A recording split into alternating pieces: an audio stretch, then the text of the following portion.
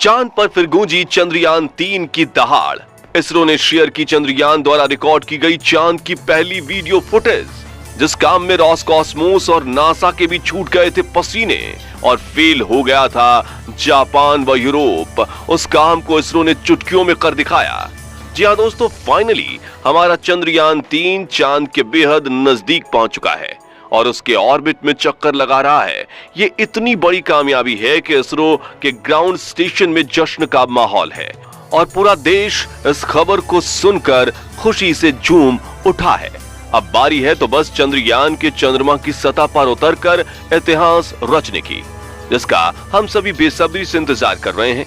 आपको बता दें कि इस समय हमारा चंद्रयान न्यूनतम 164 किलोमीटर और अधिकतम 1,08,074 किलोमीटर की ऑर्बिट में पहुंचकर चांद के चक्कर लगा रहा है और बिल्कुल सुरक्षित रूप से चांद की तरफ अपना सफर तय कर रहा है।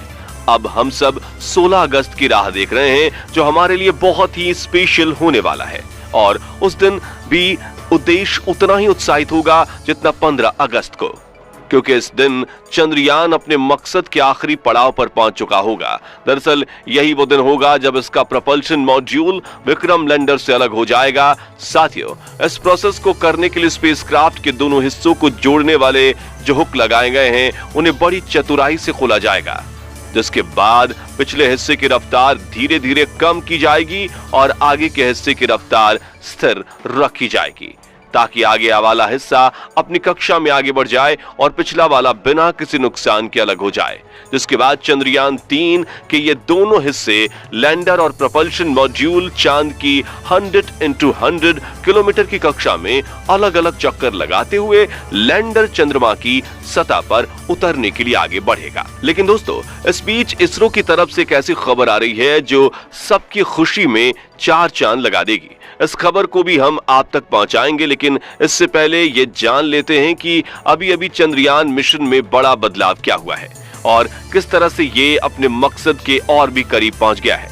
दरअसल साथियों, चंद्रयान-3 ने चांद की बाहरी कक्षा को सचमुच पकड़ लिया था, जिसके बारे में इसरो ने ट्वीट करके बताया कि चंद्रयान-3 के एडवांस तकनीक के सॉफ्टवेयर टेक्स्ट मैसेज में संदेश भेजा है और हमें कहा है कि मॉक्स स्ट्रेक, मैं चंद्रयान हूं और मैं चांद का गुरुत्वाकर्षण महसूस कर रहा हूं, जिसमें चंद्रयान चांद के चारों तरफ 164 गुने 1,80,074 किलोमीटर की कक्षा में चक्कर लगा रहा है।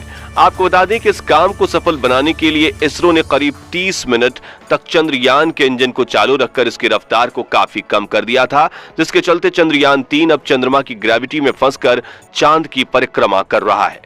साथ ही इसरो के वैज्ञानिक अब बहुत ही ज्यादा चौकन्ने हो गए हैं और चांद के पल पल की खबर रख रहे हैं, क्योंकि इस पड़ाव में चंद्रयान 1/1 5 ऑर्बिट बदलेगा और अंत में हमारे सामने वो घड़ी आ जाएगी जिसका कई दिनों से हम इंतजार कर रहे हैं, जो कि है चंद्रयान-3 की सफल लैंडिंग। आपको बता दें कि 5 अगस्त के दिन शाम को करीब 7 बजे लूनर ऑर्बिट इंजेक्शन करने के लिए चंद्रयान की गति को घटाकर 3600 किलोमीटर प्रति घंटा कर दिया गया था, ताकि चंद्रमा का गुरुत्वाकर्षण उसे अपनी ओर खींच ले।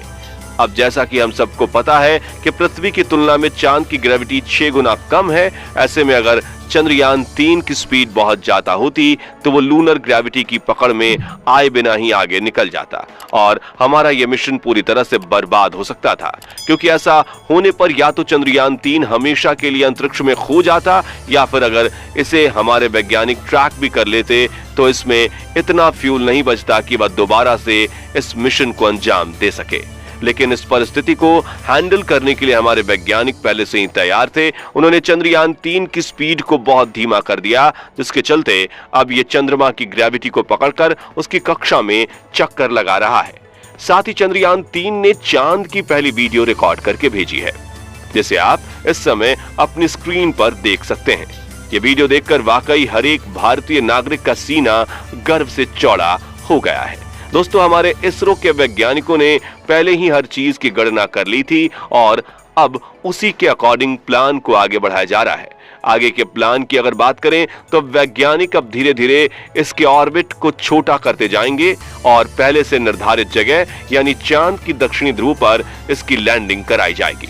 यहाँ इसरो के वैज्ञानिकों ने अपने तेज दिमाग का इस्तेमाल करके अपने यान को सीधा लैंडिंग के लिए नहीं भेजा है, बल्कि वो धीरे धीरे ऑर्बिट बदलकर चंद्रमा की तरफ अपने यान को बढ़ा रहे हैं। इसके पीछे की वजह यह है कि जिन देशों ने भी चांद पर सीधे लैंडिंग कराने की कोशिश की, उन सभी के अंतरिक्ष यान क्रैश ही हुए।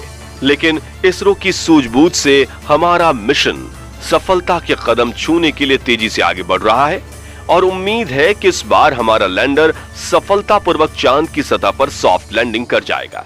लैंडिंग के लिए इस बार जो यंत्र लैंडर में लगाए गए हैं वो बहुत ही एडवांस और हाई टेक्नोलॉजी वाले हैं, जिसमें से एक का नाम है लेजर डॉपलर वेलोसीमीटर यानी LDV और दूसरा है लैंडर हॉरिजॉन्टल वेलोसिटी कैमरा यानी कि LHVC। ये दोनों ही बहुत ज्यादा पावरफुल हैं और हर परिस्थिति में एकदम सटीक इंफॉर्मेशन देते हैं। लेजर डॉपलर वेलोसीमीटर का काम चांद की सतह पर उतरते समय जमीन पर लेजर फेंकना है ताकि दूर से पता चल जाए कि जिस जगह पर लैंडर उतरने वाला है वहां कोई बड़ा गड्ढा तो नहीं। इसके अलावा ये और 2 दिशाओं में भी लेजर भेजेगा ताकि पता चल सके कि आगे पीछे या साइड में ऐसी कोई चीज तो नहीं आ रही जिससे चंद्रयान टकरा जाए। इसके बाद बात करें LHVC की, तो इसका काम लैंडर के उतरते समय जमीन के नीचे की तस्वीर लेना है, साथ ही इसका काम खतरों को भांपना भी है। वैसे आपको बता दें कि चंद्रयान करीब 40,000 किलोमीटर प्रति घंटे की रफ्तार से चांद की तरफ बढ़ रहा था, मगर उस समय वो चंद्रमा से करीब 11,000 किलोमीटर की ऊंचाई पर था। अब धीरे धीरे चांद की सतह के करीब आता जाएगा और इसकी ऊंचाई भी कम होती जाएगी।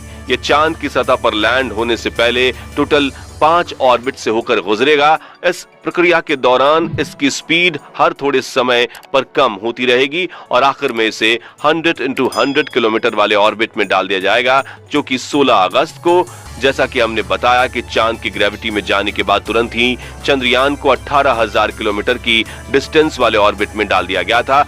इसके बाद 6 अगस्त को रात 11 बजे के आसपास इसका ऑर्बिट चेंज किया गया और फिर इसके 3 दिन बाद यानी 9 अगस्त को दोपहर 2 बजे करीब 4 से 5,000 किलोमीटर की हाइट पर पहुंचा। हमारा चंद्रयान 14 अगस्त दोपहर 12 बजे के आसपास चौथे ऑर्बिट में पहुंचेगा और उस समय चांद और इसके बीच की दूरी सिर्फ 1,000 किलोमीटर रह जाएगी। 16 अगस्त की सुबह 8:30 बजे के आसपास ये 5वीं ऑर्बिट में एंटर कर जाएगा और उस समय ये 100 किलोमीटर की ऊंचाई पर चांद का गोलाकार चक्कर लगा रहा होगा। 16 अगस्त ये दिन इसरो के वैज्ञानिकों के लिए बहुत ही खास होने वाला है। साथ ही ये मिशन का भी एक महत्वपूर्ण पड़ाव है, क्योंकि यह वही दिन है जब चंद्रयान 3 का propulsion मॉड्यूल इसके लैंडर से अलग हो जाएगा। इसके बाद 18 और 19 अगस्त को लैंडर की डीऑर्बिटिंग की जाएगी, यानी चांद के ऑर्बिट की दूरी को काफी कम कर दिया जाएगा और उस समय लैंडर 100x30 किलोमीटर की ऑर्बिट में पहुंच चुका होगा और इसके बाद शुरू होगी असली कहानी, जिसे सुनने के लिए हम सबके कान तरस गए हैं। जी हाँ दोस्तों, इसके बाद 23 अगस्त को शाम 5:47 पर हमारा लैंडर चांद की सतह पर अपना कदम रखेगा और वह हर भारतीय के लिए बहुत ही गर्व का क्षण होगा। मगर दोस्तों, अभी चंद्रयान का चांद की सतह पर पहुंचने का सफर लंबा है और यह समय चंद्रयान 3 के लिए इतना नाजुक है कि उसके ऊपर हर वक्त मुसीबत मंडराती रहेगी और कदम कदम पर अलग अलग तरह के चैलेंजेस का सामना करना होगा। इसके बारे में खुद इसरो का भी कहना है कि अब असल खतरों का खेल शुरू हो चुका है। साथ ही इसरो ने यह भी खुशखबरी सुनाई है कि अभी तक चंद्रयान 3 मिशन बिल्कुल उसी तरह से चल रहा है जैसा कि उन्होंने कैलकुलेट या कह लें प्लान किया था। इसरो चीफ ने यह भी कहा है कि वो इस मिशन को सफल बनाने के लिए पुरातन काल की गणनाओं की भी मदद ले रहे हैं। हमारे वैज्ञानिकों की मेहनत और सतर्कता को देखते हुए ऐसा लग रहा है कि इस मिशन में किसी भी तरह की गलती होने की गुंजाइश नहीं है। बस इंतजार है तो अगस्त 23 का, जिस दिन हम अपने देश का तिरंगा चांद पर लहराता देख सकेंगे।